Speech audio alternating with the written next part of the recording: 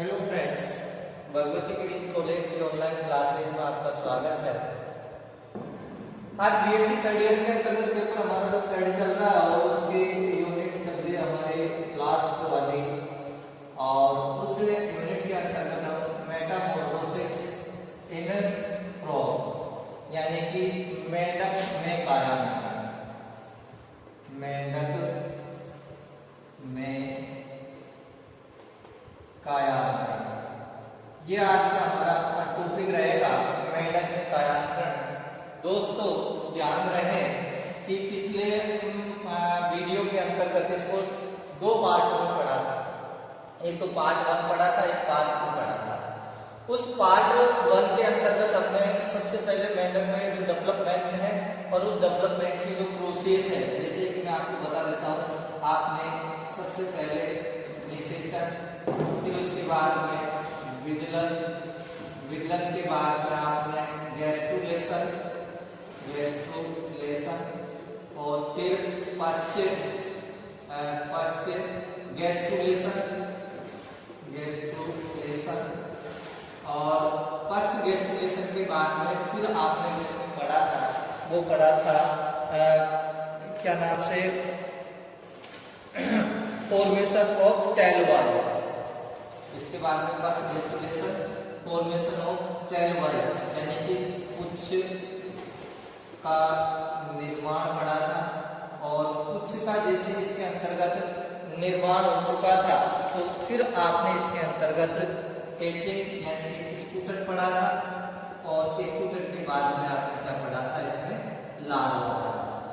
तो ये इसके अंतर्गत मेंढक में जो डेवलपमेंट होता है उसका प्रोसेस है, जिसके अंतर्गत हम निषेचन कर सकते हैं, विदलन कर चुके हैं, गैस्ट्रुलेशन, पश्च गैस्ट्रुलेशन को फिर अपन ने किसमें बांटा था, नोटापोड का फॉर्मेशन है, न्यूरल ट्यूब का फॉर्मेशन है, इंटेस्टाइन का फॉर्मेशन है, टेल वर्ड उसका निर्माण हो गया, फिर वो निकलता है इससे, जो उसका गैस्ट्रुलेशन है उससे बाहर निकलता है लार्वा शब्द, और जो सरसों निकलती है उसको लार्वा कहते हैं।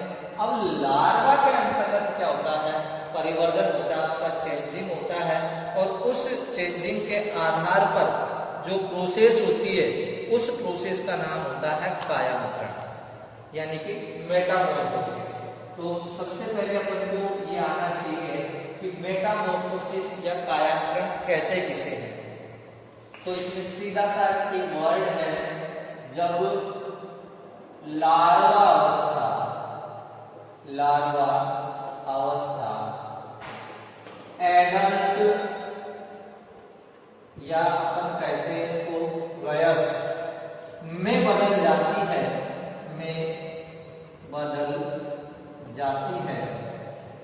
तो हम इसे क्या कहते हैं, मेटामॉर्फोसिस कहते हैं।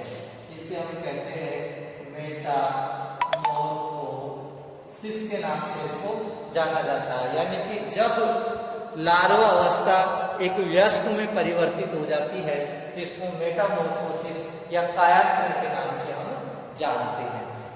अब आगे आता है कि मेटामॉर्फोसिस जो होता है वो क्या है, दो प्रकार का होता है, मेटामॉर्फोसिस कहते हैं, और इसके टू टाइप है। फर्स्ट जो इसका टाइप है उसका नाम है रिट्रोग्रेसिव मेटामॉर्फोसिस, और दूसरा जो है इसका नाम है प्रोग्रेसिव मेटामॉर्फोसिस। तो एक तो है प्रोग्रेसिव मेटामॉर्फोसिस, और एक इसका नाम है रिट्रोग्रेसिव मेटामॉर्फोसिस। जो प्रोग्रेसिव मेटामॉर्फोसिस होता है उसको प्रतिगामी कायान्तरण के नाम से जानते हैं, प्रतिगामी कायान्तरण किस नाम से जाना जाता है उसको, जो भी कौन सा प्रोग्रेसिव होता है उसको प्रतिगामी कायान्तरण के नाम से जाना जाता है, और जो रिट्रोग्रेसिव होता है उसको हम पश्चगामी कायान्तरण के नाम से जानते हैं, पश्चगामी कायान्तरण। इनके दो नाम हैं, एक तो प्रतिगामी कायांतरण और एक दूसरा कौन सा है, पश्चिमगामी कायांतरण।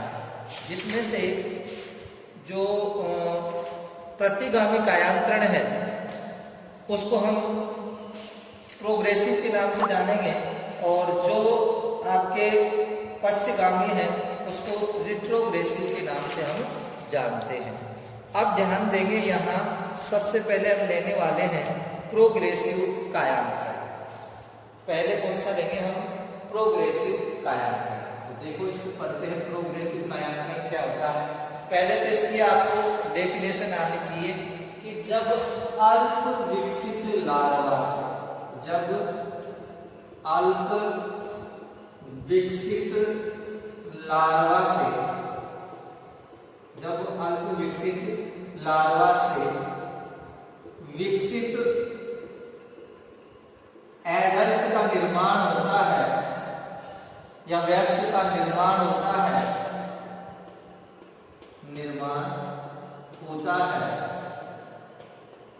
तो इसे हम क्या कहते हैं, प्रतिगामी कायांतरण कहते हैं।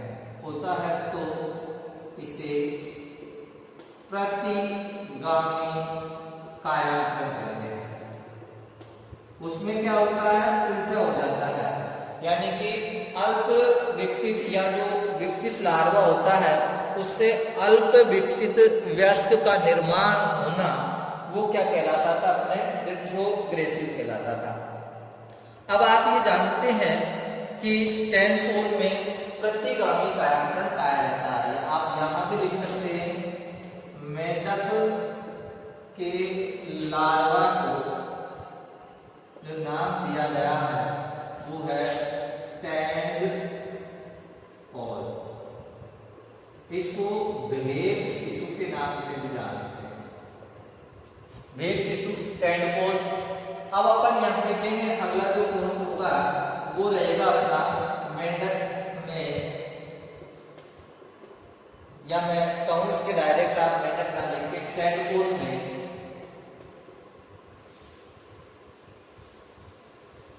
टेडपोल लार्वा में कौन सा, प्रोग्रेसिव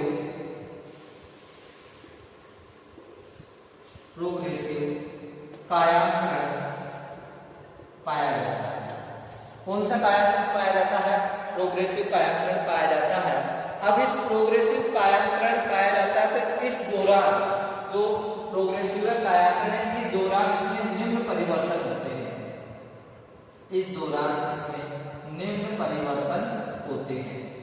तो इस दौरान इसमें निम्न परिवर्तन होते हैं। अब वो परिवर्तन कौन कौन से हैं, एक तो देखो वो प्रोग्रेसिव के अंतर्गत ये क्या है, जलीय माध्यम में ही पाया जाता है, यानी कि ये जो लार्वा होता है ये लार्वा क्या है, जलीय माध्यम में पाया जाता है। इसका मतलब क्या है कि इसमें जलीय श्वसन के लिए जो आवश्यक अंग होते हैं उनका निर्माण इसके अंतर्गत हो जाता है, जैसे कि मैंने आपको बताया था गिल वगैरह है। तो लार्वा जलीय माध्यम में ही पाया जाता है।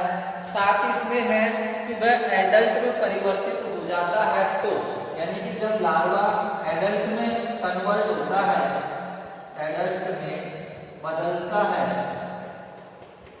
तो वह एक तो जलीय व स्थलीय दोनों माध्यमों के अंतर्गत वह रह सकता है। और इस प्रक्रिया को हम उभयचर के नाम से जाना जाता है। और उभयचर को एम्फियोक्सिस या वो क्या नाम से, एम्फीबिया, ये जो वर्ग आता है एम्फीबिया, एम्फीबिया, यानी कि जो एम्फीबिया है वो उभयचर है, वो क्या है, जलीय और स्थलीय दोनों माध्यमों के अंतर्गत है वो पाया जाता है। फिर उसके बाद में हम आगे देखते हैं कि जो लार्वा होता है वो क्या है, शाकाहारी होता है, जबकि ये जो एडल्ट होता है, एडल्ट जो होगा वो क्या हो जाता है, मांसाहारी हो जाता है।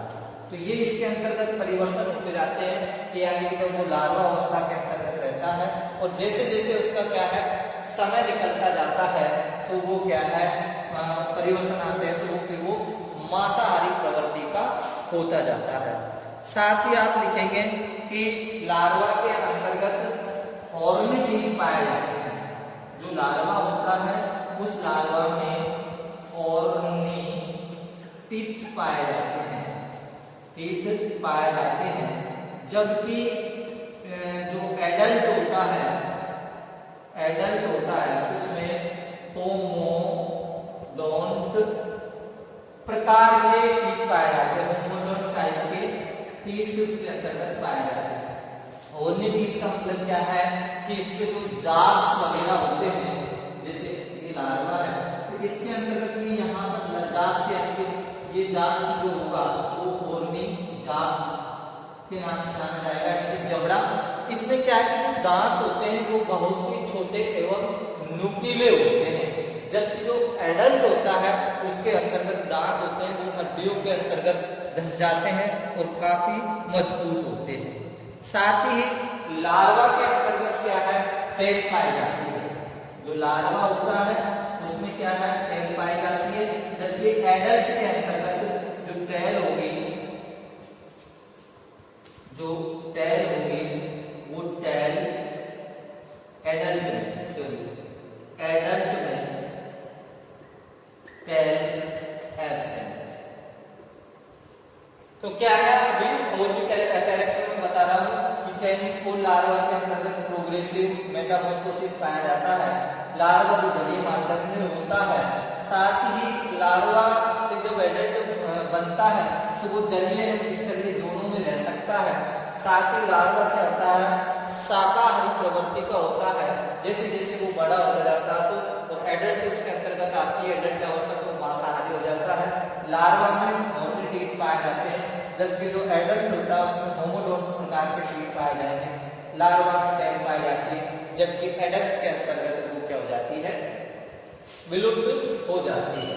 आगे के हम जैसे तरह की बात करते हैं इसके अंतर्गत और कौन से परिवर्तन है तो देखेंगे, और भी इसके अंतर्गत जो परिवर्तन होते हैं कौन से प्रोग्रेसिव कायांतरण के अंतर्गत वयस्क की स्किन मोटी एवं उभारनुमा हो जाती है, यानी कि लार्वा जो होता है उसकी स्किन कैसी होती है सॉफ्ट होती है, लेकिन जैसे वो वयस्क बनता है तो वयस्क की स्किन मोटी व उभारनुमा हो जाती है, उभारनुमा हो जाती है, यानी कि उस पर स्किन है वो मोटी हो जाएगी, साथ ही उस पर उभार बन जाते हैं। लार्वा जो होता है उस लार्वा में जो श्वसन की प्रक्रिया होती है, लार्वा में जो श्वसन की प्रक्रिया होती है बेटा वो होती है गिल्स के द्वारा, गिल्स के द्वारा, जबकि इसके अंतर्गत जो प्रक्रिया होगी एडल्ट में वो एडल्ट के अंतर्गत होगी वो हो जाती है तो स्किन के द्वारा, स्किन के द्वारा भी क्या है श्वसन की प्रक्रिया होती है। दूसरी इसके अंतर्गत लंग्स होते हैं, मींस लंग्स के द्वारा कभी कभी ये फेरेंक्स यानी रश्मि के द्वारा भी क्या करता है श्वसन की क्रिया करता है। और आगे देखेंगे एडल्ट के अंतर्गत, एडल्ट के अंतर्गत आहार नाल बड़ी हो जाती है, बड़ी व विकसित होती है। ये इसके अंतर्गत परिवर्तन होते हैं कि एडल्ट जैसे बनता है तो आहार बड़ी एवं विकसित हो जाती है। साथ ही इनमें एक जोड़ी नेत्रों का निर्माण होता है, वन पेयर आईज डेवलप, एक जोड़ी जो नेत्र होते हैं उनका भी क्या हो जाता है निर्माण हो जाता है। साथ ही अगर हम बात करते हैं तो इसमें लेटरल लाइन सिस्टम है वो क्या हो जाता है विलुप्त हो जाता है, लेटरल लाइन सिस्टम विलुप्त हो जाता है। इसका मतलब क्या है कि इनका जो लेटरल लाइन सिस्टम यानी कि पार्श्व रेखा बोलते हैं प्लस आंसू रेखा। ये क्या होता है, अधिकतर जलीय जंतुओं के अंतर्गत ये पाई जाती है और जलीय जंतुओं के अंतर्गत ये क्या करते हैं, संवेदनाओं को ग्रहण करने का कार्य करते हैं। तो संवेदनाओं को जैसे ही ग्रहण करने का कार्य करते हैं तो ये एक न्यूरॉन की तरह होता है, लेकिन ये लार्वा अवस्था में पाई जाती है और जैसे ही वो एडल्ट होता है तो ये क्या हो जाती है, विलुप्त होती जाती है। आयज का क्या हो जाता है, विकास हो जाता है, खाद्यान्न बड़ी एवं विकसित हो जाती है, इसकी क्या हो जाती है, कठोर एवं उभार हो जाती है। साथ ही इसमें जो श्वसन की प्रक्रिया होती है वो गिल के द्वारा होती है, जबकि वयस्क के अंतर्गत त्वचा के द्वारा और लक्स के द्वारा होती है। और आगे इसके अंतर्गत हम कैरेक्टर देखते हैं तो वयस्क के अंतर्गत आगे लिखेंगे अपन, जो वयस्क है, वयस्क के अंतर्गत अग्रपाद एवं पश्चपाद का निर्माण हो जाता है। एडल्ट के अंतर्गत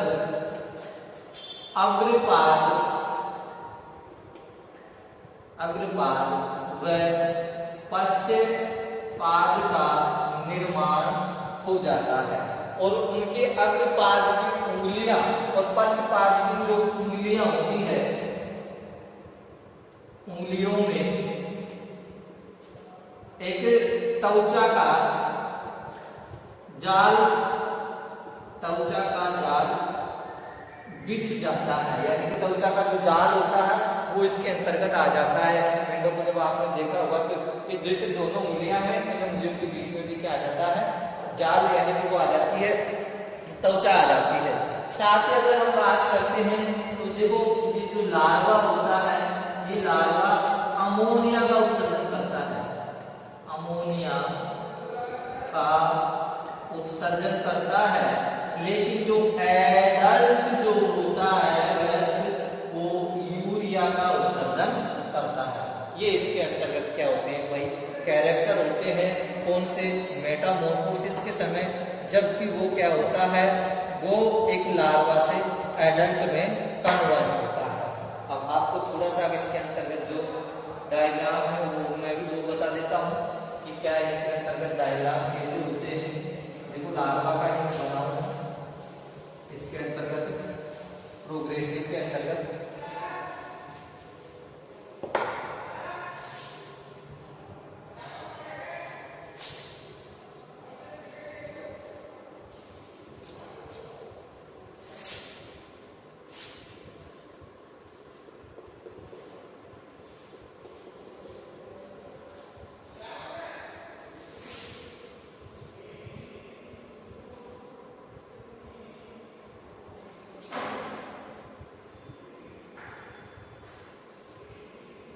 ये तो इसकी क्या होती है भाई, टैल लार्वा, ये इसकी गिल दरारें हैं, गिल दरारें, ये इसकी क्या होती है, ऑल्फैक्टरी पिट होता है, ऑल्फैक्टरी पिट होता है, यानी कि घ्राणेंद्रिय का कार्य करता है। और ये जो स्ट्रक्चर होती है ये ओरल शक्कर होती है, यानी कि चूसने का होलिटिक वगैरह पाए जाते हैं। या इसके अंतर्गत एक छिद्र पाया जाता है जिसको अवस्था उसकी अप्रोका के नाम से जाना जाता है। तो एक ये जो लार्वल स्टेज होती है ये इसके अंतर्गत होती है, वो टेम्पोल की इस प्रकार की संरचना होती है।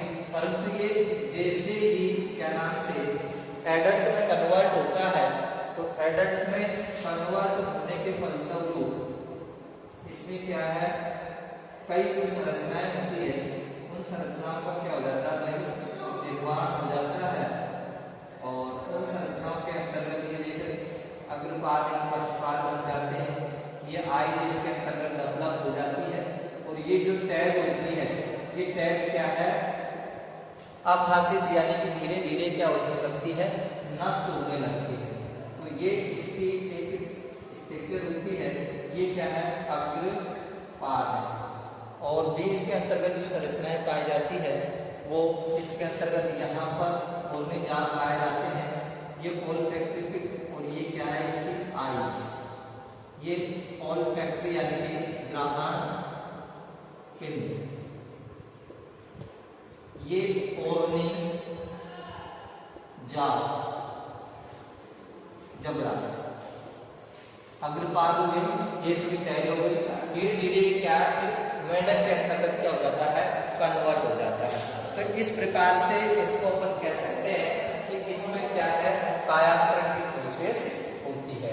और इस प्रकार से जो प्रोग्रेसिव कायांतरण है, इसको प्रतिगामी कायांतरण के नाम से जाना जाता है, जो कि मेंढक के अंतर्गत पाया जाता है। इसमें विभिन्न परिवर्तन होते हैं, एक जलीय माध्यम में पाया जाता है, साथ ही एडल्ट से कन्वर्ट हो जाता है, तो ये उभयचर के नाम से जाना जाता है। साथ ही इसमें अगर हम बात करते हैं तो नेत्रों का विकास हो जाता है, लार्वा अमोनिया का उत्सर्जन करता है, जबकि एडल्ट यूरिया का उत्सर्जन करता है। साथ ही इसमें अग्रपाद और पश्चपाद बनने लग जाते हैं। अग्रपाद की उंगलियों में त्वचा का जाल बिछ जाता है। साथ ही अगर हम बात करते हैं तो इसके अंतर्गत जो स्किन होती है वो मोटी होती है, उभारनुमा होती है। और अगर अपन बात चर्चा करते हैं तो इसकी जो मतलब श्वसन की प्रक्रिया होती है वो लार्वा में गिल के द्वारा होती है, जबकि जो एडल्ट हो जाता है तब श्वसन की जो प्रक्रिया होती है वो श्वसन की प्रक्रिया स्किन के द्वारा, लंग्स यानी फेफड़ों के द्वारा, फायरिंग्स यानी ग्रसनिक लोन दरारों के द्वारा इसमें श्वसन की जो प्रक्रिया होती है। तो ये तो हमारा था प्रोग्रेसिव मेटामॉर्फोसिस। अब सेकेंड जो हमारा टाइप आता है उसका नाम होता है रिट्रोग्रेसिव मेटामॉर्फोसिस। सेकेंड जो हमारा टाइप है उसका नाम है रिट्रोग्रेसिव मेटामॉर्फोसिस। इसको पश्चगामी कायांतरण के नाम से भी जाना जाता है। और पश्चगामी कायांतरण में क्या होता है, ये है तरंग। इसके अंतर्गत क्या होता है कि जो लार्वा है उस लार्वा से अल्प विकसित एडल्ट का निर्माण होता है। और इस प्रकार का जो कायांतरण होता है वो मेंढक में क्या होता है भाई, एब्सेंट होता है। तो मेंढक अपन पढ़ रहे हैं तो मेंढक के अंतर्गत पाया नहीं जाता, तो रिट्रोग्रेसिव केवल नाम से ही परिभाषा में बताइए कि इसमें जो लार्वा होता है उस लार्वा से अल्प विकसित इसका निर्माण हो जाता है, एडल्ट का निर्माण हो जाता है। अब इसमें हार्मोनल इफेक्ट और मेटामॉर्फोसिस नेक्स्ट हमारा जो टॉपिक रहेगा वो क्या है, हार्मोनल इफेक्ट ऑफ मेटामॉर्फोसिस। तो आप इसमें कर सकते हैं हार्मोनल इफेक्ट ऑफ मेटामॉर्फोसिस।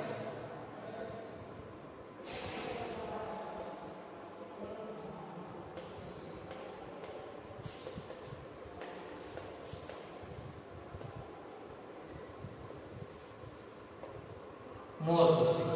तो सबसे पहले अपन जानते हैं इसके अंतर्गत जो पीयूष ग्रंथि होती है उस पीयूष ग्रंथि के द्वारा क्या है, हार्मोन का स्राव होता है। लेकिन जो पीयूष ग्रंथि है उस पीयूष ग्रंथि पर जो नियंत्रण रखता है उसका नाम है हाइपोथैलेमस।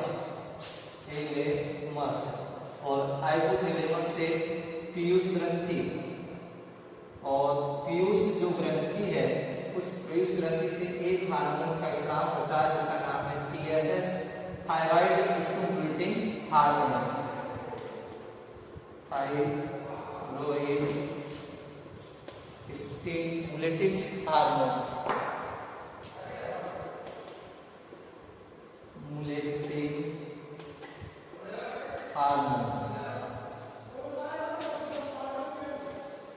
और ये फिर क्या है, थायराइड जो ग्रंथि है उस थायराइड ग्रंथि को क्या करता है, उत्तेजित करता है। थायराइड जो ग्लैंड होती है उस थायराइड को उत्तेजित करता है, थायराइड ग्लैंड। और इस थायराइड ग्लैंड से थायरोक्सिन हार्मोन का स्राव होता है। और ये थायरोक्सिन जो हार्मोन होता है ये जिम्मेदार होता है मेटामॉर्फोसिस। तो ये क्या करता है, जो आपके मेटामॉर्फोसिस को प्रेरित करता है। तो मेटामॉर्फोसिस होता है उसको क्या करता है, प्रेरित करने का कार्य करता है। कौन, थायरोक्सिन हार्मोन्स। तो ये इसके अंतर्गत क्या होता है भाई, हार्मोनल इफेक्ट होता है, यानी कि पीयूष ग्रंथि से यानी कि पीयूष ग्रंथि के द्वारा टीएसएच थायराइड स्टिमुलेटिंग हार्मोन का स्रावन होता है, और टीएसएच के प्रभाव में थायराइड ग्रंथि थायरोसिन का स्रावन करती है, जो कि मेटाबॉलिज्म के लिए क्या होता है भाई, जिम्मेदार होता है। तो ये इस पर क्या है, हार्मोन यानी कि एंडोक्राइन नियंत्रण हो गया। अब मेटामॉर्फोसिस के दौरान निम्न परिवर्तन होते हैं, तो वो परिवर्तन कौन कौन से हैं एक बार देखते हैं, कौन कौन से परिवर्तन इसके अंतर्गत होते हैं। तो मेटामॉर्फोसिस के दौरान निम्न परिवर्तन होते हैं। अब आप इसमें परिवर्तन देख सकते हैं। मेटामॉर्फोसिस के दौरान निम्न परिवर्तन होते हैं। वैसे तो मैं बता चुका हूं, फिर भी आपको एक बार बता देता हूं। इकोलॉजिकल चेंज,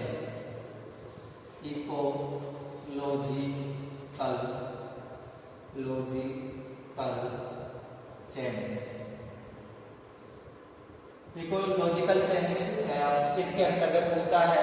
साथ ही इसमें अगर हम बात करते हैं स्ट्रक्चरल चेंज होता है। दूसरा अगर हम बात करते हैं स्ट्रक्चरल चेंज, और तीसरा इसके अंतर्गत जो परिवर्तन होता है वो होता है फिजियोलॉजिकल चेंज, यानी कि इसमें कार्य की जो परिवर्तन होता है वो इसके अंतर्गत होता है। लॉजिकल एंड बायोकेमिस्ट्री या बायोकेमिकल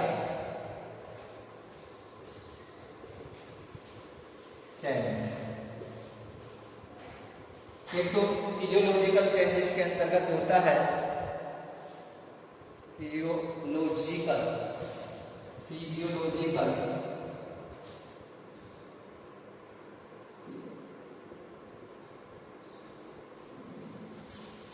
कार्य की परिवर्तन,